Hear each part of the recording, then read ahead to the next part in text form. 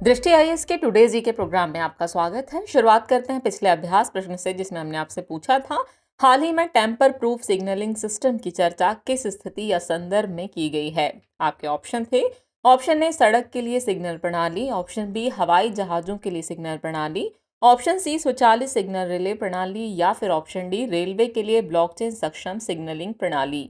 इस प्रश्न का सही उत्तर है विकल्प डी, रेलवे के लिए ब्लॉकचेन सक्षम सिग्नलिंग प्रणाली। आप में से कई व्यूअर्स ने इस प्रश्न का एकदम ठीक जवाब दिया है। चलिए अब आगे की बात को एक्सप्लेनेशन से समझते हैं। भारतीय प्रौद्योगिकी संस्थान खड़गपुर भारतीय रेलवे के लिए ब्लॉकचेन तकनीक का उपयोग करके एक टेम्पर प्रूफ सिग्नलिंग प्रणाली विकसित कर रहा है। ब्लॉकचेन सक्षम सिग्नलिंग प्रणाली मौजूदा सिग्नल प्रणाली की तुलना में सुरक्षा, पारदर्शिता और दक्षता में सुधार करती है। इसमें ब्लॉकचेन तकनीक ये सुनिश्चित करती है कि किसी जानकारी के साथ छेड़छाड़, हैक या हेर फेर नहीं किया जा सके। यह सिस्टम डेटा लॉगर की सीमाओं पर ध्यान केंद्रित करता है, जैसे केंद्रीकृत भंडारण, छेड़छाड़, स्पष्ट डेटा की कमी और सीमित पहुंच नियंत्रण आदि। यह सुरक्षित डेटा साझाकरण को सक्षम बनाता है, स्मार्ट अनुबंधों के साथ प्रक्रियाओं को स्वचालित करता है और छेड़छाड़ स्पष्ट ऑडिट ट्रेल बनाता है। इस तरह इस प्रश्न का सही उत्तर होगा विकल्प डी, रेलवे के लिए ब्लॉकचेन सक्षम सिग्नलिंग प्रणाली। चलिए अब शुरुआत करते हैं आज के एपिसोड की। तो आज के एपिसोड का पहला प्रश्न है, देब्रीगढ़ वन्यजीव अभ्यारण्य किस राज्य में स्थित है। आपके ऑप्शन है महाराष्ट्र, तमिलनाडु, ओडिशा या फिर मध्य प्रदेश। तो इस प्रश्न का सही उत्तर है विकल्प सी, यानी कि ओडिशा। आइए एक्सप्लेनेशन से आगे की बात को समझते हैं। हाल ही में देब्रीगढ़ वन्यजीव अभ्यारण्य में प्रति वर्ग किलोमीटर 46 जानवरों का शिकार घनत्व दर्ज किया गया। बता दें कि देब्रीगढ़ वन्यजीव अभ्यारण्य ओडिशा के बरगढ़ जिले में हीराकुंड बांध के पास स्थित है, इसलिए विकल्प सी सही है। हीराकुंड बांध महानदी पर बना हुआ है। इसे 1985 में वन्यजीव अभ्यारण्य घोषित किया गया था। यह अभ्यारण्य कई जीवों, विशेषकर भारतीय बाइसन, जंगली सुअर और सांभर आदि की महत्वपूर्ण आबादी के लिए जाना जाता है। यहाँ शुष्क पर्णपाती जंगल पाए जाते हैं, जो सर्दियों के दौरान बड़ी संख्या में पक्षियों को आकर्षित करते हैं। इस तरह इस प्रश्न का सही उत्तर होगा विकल्प सी, ओडिशा।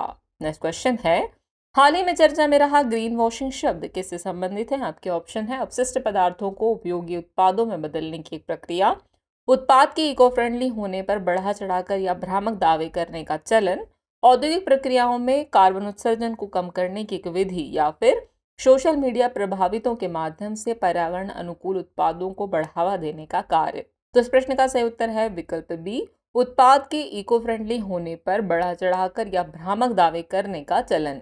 हाल ही में अंतर्राष्ट्रीय स्थिरता मानक बोर्ड यानी ISSB ने ग्रीन वॉशिंग के लिए नियमों और विनियमों का नया सेट जारी किया है। इसके मुताबिक अब यह तय करना अलग अलग देशों पर निर्भर करेगा कि सूचीबद्ध कंपनियों को मानकों को लागू करने की जरूरत है या नहीं। बता दें कि ग्रीन वॉशिंग शब्द किसी कंपनी, उत्पाद या सेवा को वास्तव में उससे अधिक टिकाऊ या पर्यावरण अनुकूल के रूप में प्रस्तुत करने के लिए इको फ्रेंडली होने पर भ्रामक दावे करने की प्रथा को संदर्भित करता है। ये मार्केटिंग रणनीति का एक रूप है, जिसका उद्देश्य पर्यावरण संबंधी चिंताओं से जुड़कर एक सकारात्मक सार्वजनिक छवि बनाना है। ग्रीन वॉशिंग में अस्पष्ट या भ्रामक भाषा का उपयोग करना, झूठे या अतिरंजित दावे करना या बड़े नकारात्मक प्रभावों को नजरअंदाज करते हुए छोटी पर्यावरणीय उपलब्धियों को उजागर करना आदि शामिल हो सकता है।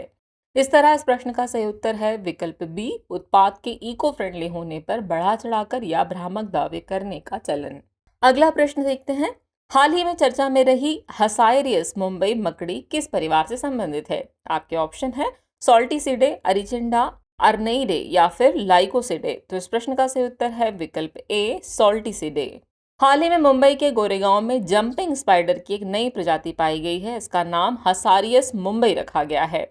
हसारियस शब्द सॉल्टिसिडे परिवार में जंपिंग स्पाइडर के एक जीनस को संदर्भित करता है, इसलिए विकल्प सही है। ये ऐसी मकड़ियां हैं जो अपने शिकार को जाल में फंसाने की बजाय उन पर झपट्टा मारकर उनका पीछा करती है और उनका शिकार करती हैं। ये प्रजाति पहली बार वर्ष 1826 में खोजी गई थी। यह मुख्य रूप से गर्म जलवायु में पाई जाती है। मौजूदा आंकड़ों के अनुसार मकड़ियों के सॉल्टिसिडे परिवार में मकड़ियों की 600 से भी ज्यादा विभिन्न प्रजातियां और 6000 से भी ज्यादा वर्णित प्रजातियां शामिल है। इस तरह इस प्रश्न का सही उत्तर है विकल्प ए, सॉल्टिसिडे परिवार।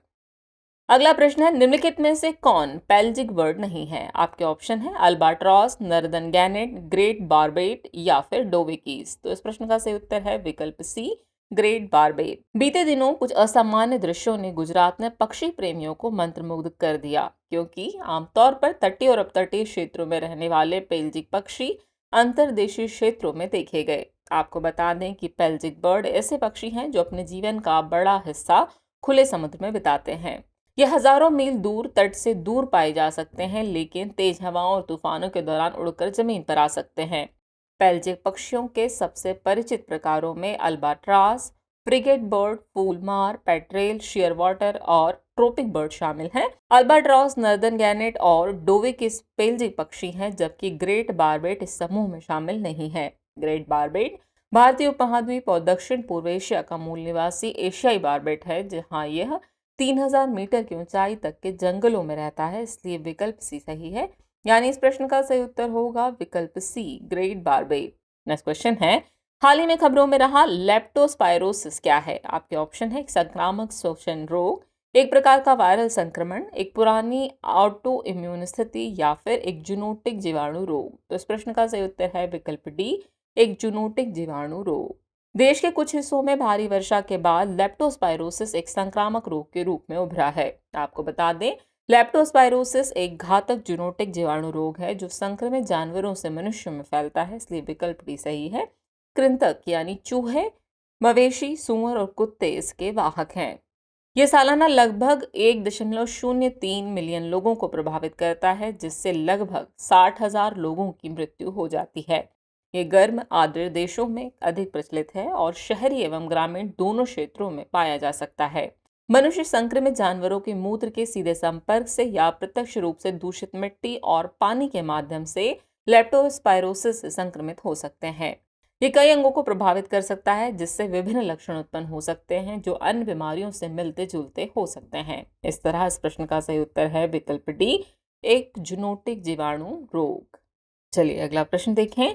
खनिज सुरक्षा साझेदारी यानी एमएसपी के संबंध में निम्नलिखित कथनों पर विचार कीजिए। कथन 1 है, यह 13 देशों का एक रणनीतिक समूह है जिसका नेतृत्व रूस करता है। कथन 2 है, यह महत्वपूर्ण खनिज आपूर्ति श्रृंखलाओं में निवेश को प्रोत्साहित करता है। और कथन 3 है, इससे भारत की चीन पर निर्भरता कम होगी। उपयुक्त में से कितने कथन सही हैं, ये आपको बताना है। आपके ऑप्शन है केवल 1, केवल 2, सभी 3 या फिर कोई भी नहीं। तो इस प्रश्न का सही उत्तर है विकल्प बी, केवल 2। हाल ही में भारत खनिज सुरक्षा साझेदारी यानी एमएसपी का सदस्य बन गया। खनिज सुरक्षा साझेदारी संयुक्त राज्य अमेरिका की अध्यक्षता में 13 देशों का एक रणनीतिक समूह है, इसलिए कथन 1 सही नहीं है। इसका उद्देश्य वैश्विक स्तर पर महत्वपूर्ण खनिज आपूर्ति श्रृंखलाओं में निवेश को प्रोत्साहित करना है, इसलिए कथन 2 सही है। इसमें शामिल होना भारत के टिकाऊ गतिशीलता, स्वदेशी इलेक्ट्रॉनिक्स विनिर्माण और चीन पर निर्भरता कम करने के लक्ष्यों के लिए महत्वपूर्ण है, इसलिए कथन 3 सही है। इसमें भारत के प्रवेश से महत्वपूर्ण खनिजों के प्रशासन के संबंध में सदस्य देशों के बीच द्विपक्षीय और बहुपक्षीय समझौते होंगे। इस प्रकार केवल 2 कथन ही सही है, यानी इस प्रश्न का सही उत्तर होगा विकल्प बी, केवल 2। अगला प्रश्न है, तंजानिया देश के संबंध में निम्नलिखित कथनों पर विचार कीजिए। कथन 1 है, हिंद महासागर तंजानिया के पूर्व में स्थित है। और कथन 2 है, अफ्रीका की सबसे ऊंची चोटी तंजानिया का सबसे ऊंचा पर्वत है। उपयुक्त में से कौन सा ऐसे कथन सही है? आपके ऑप्शन है केवल 1, केवल 2, 1 और 2 दोनों, या फिर न तो 1 और न ही 2। तो इस प्रश्न का सही उत्तर है विकल्प सी, यानी 1 और 2 दोनों ही कथन सही है। हाल ही में भारत और तंजानिया ने हिंद महासागर क्षेत्र में सुरक्षा बढ़ाने के लिए 2 दिवसीय संयुक्त रक्षा सहयोग बैठक संपन्न की है।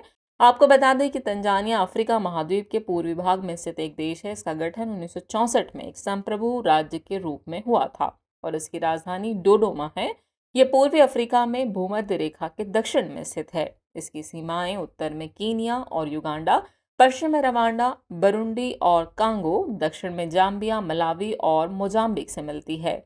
जबकि हिंद महासागर तंजानिया के पूर्व में स्थित है, इसलिए कथन 1 सही है। प्रसिद्ध माउंट किलिमंजारो अफ्रीका का सबसे ऊंचा पर्वत तंजानिया में स्थित है। ये तंजानिया का सबसे ऊंचा पर्वत भी है, इसलिए कथन 2 सही है। यानी इस प्रश्न का सही उत्तर है विकल्प सी, 1 और 2 दोनों ही कथन सही है। नेक्स्ट क्वेश्चन है, animal discoveries new species and new record 2023 किसके द्वारा प्रकाशित किया गया है? आपके ऑप्शन है world wide fund for nature conservation international, भारतीय प्राणी सर्वेक्षण या फिर द नेचर कंजर्वेशी। तो इस प्रश्न का सही उत्तर है विकल्प सी, भारतीय प्राणी सर्वेक्षण।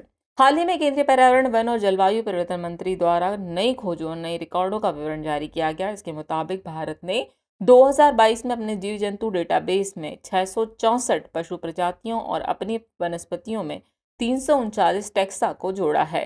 इन जीव जंतुओं की खोजों को भारतीय प्राणी सर्वेक्षण यानी zoological survey of India ZSI के एक प्रकाशन में संकलित किया गया है, जिसका शीर्षक है animal discoveries new species and new records 2023, इसलिए विकल्प सी सही है।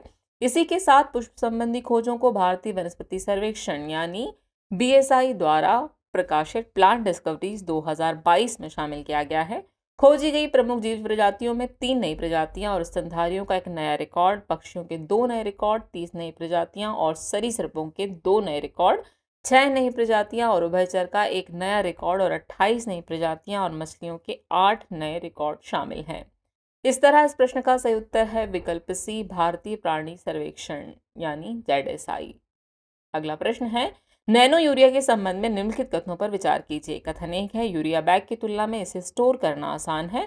कथन 2 है, इसमें कुल नाइट्रोजन का 10% होता है। और कथन 3 है, इसे भारतीय किसान उर्वरक सहकारी लिमिटेड यानी इफ्को द्वारा विकसित किया गया है। उपयुक्त में से कितने कथन सही हैं? ये आपके ऑप्शन है, केवल 1, केवल 2, सभी 3 या फिर कोई भी नहीं। तो इस प्रश्न का सही उत्तर है विकल्प बी यानी केवल 2 कथन ही सही है।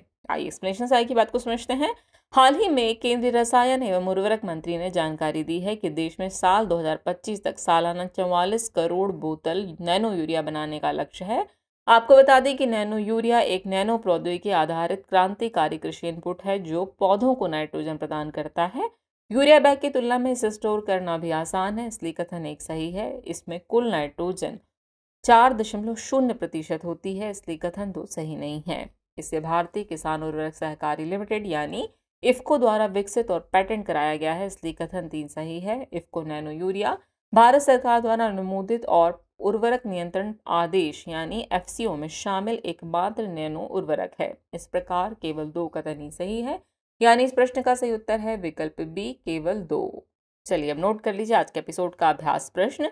राष्ट्रपति की अध्यादेश जारी करने की शक्ति भारतीय संविधान के किस अनुच्छेद से संबंधित है? आपके ऑप्शन है, ऑप्शन ए अनुच्छेद 112, ऑप्शन बी अनुच्छेद 123, ऑप्शन सी अनुच्छेद 133 या फिर ऑप्शन डी अनुच्छेद 131। तो व्यूअर्स, इस प्रश्न का जवाब कमेंट बॉक्स में देना ना भूलें। जल्दी मिलते हैं नए एपिसोड में कुछ और नए सवालों और नई जानकारियों के साथ। तब तक के लिए शुक्रिया।